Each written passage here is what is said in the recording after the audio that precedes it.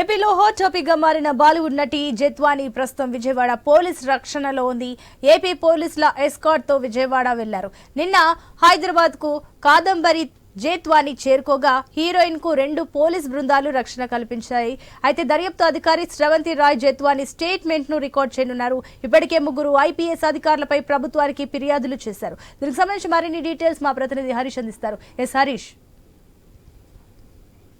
ప్రస్తుతం జెత్వానీకి సంబంధించినటువంటి వ్యవహారం రాష్ట్ర వ్యాప్తంగా కూడా తెలుగు రాష్ట్రాల్లో సంచలనంగా మారింది. ఈ వ్యవహారం దేశవ్యాప్తంగా కూడా పూర్తి స్థాయిలో హైలైట్ అయినటువంటి నేపథ్యంలో ఈ కేసుని డీల్ చేసేందుకు కేసుని పూర్తి స్థాయిలో విచారణ చేసి బాధ్యులు ఎవరైతే ఉంటారో వాళ్ళపై చర్యలు తీసుకునేందుకు ప్రభుత్వం చర్యలు చేపట్టింది. అందులో భాగంగానే పెద్ద ఎత్తున టీమ్స్ కూడా రంగంలో దింపింది. ఇప్పటికే నిఘా వర్గాల దగ్గర నుంచి సమాచారం, ఇంటెలిజెన్స్ వర్గాల నుంచి సమాచారం తీసుకోవడం, జైత్వానికి సంబంధించి వచ్చినటువంటి ఫిర్యాదు ఎప్పుడు వచ్చింది, ఏపీకి సంబంధించినటువంటి లింకులు ఏంటి, ఇందులో ఉన్నటువంటి పెద్దలు ఎవరెవరైతే ఉన్నారో వాళ్ళందరిపైన కూడా ప్రత్యేకమైనటువంటి నిఘా పెట్టడం, అదేవిధంగా వారికి సంబంధించినటువంటి సమాచారాన్ని సేకరించేటువంటి పనిలో ఉన్నారు. ఇందులో భాగంగానే ఇప్పుడు ఈ వ్యవహారం పైన ప్రత్యేకంగా దృష్టి సారించింది ప్రభుత్వం. ఇందుకు సంబంధించి విచారణాధికారిగా మహిళా అధికారిని కూడా నియమించిన తర్వాత కేసు దర్యాప్తుకు సంబంధించినటువంటి అంశాలను కూడా మరింత వేగవంతంగా తీసుకువెళ్లేటువంటి ప్రయత్నం జరుగుతుంది. సో వాటిని దృష్టిలో పెట్టుకొని ఇప్పుడు ప్రభుత్వం ఈ కేసులో చాలా ప్రతిష్టాత్మకంగా తీసుకుంది కాబట్టి వీటిని ముందుకు తీసుకెళ్లేటువంటి క్రమంలో తీసుకోవాల్సినటువంటి చర్యలు, పోలీసులు అధికారులు కూడా ఇందులో ఇన్వాల్వ్ అయి ఉన్నారు కాబట్టి వారిపైన ఎలాంటి చర్యలు ఉంటాయని కూడా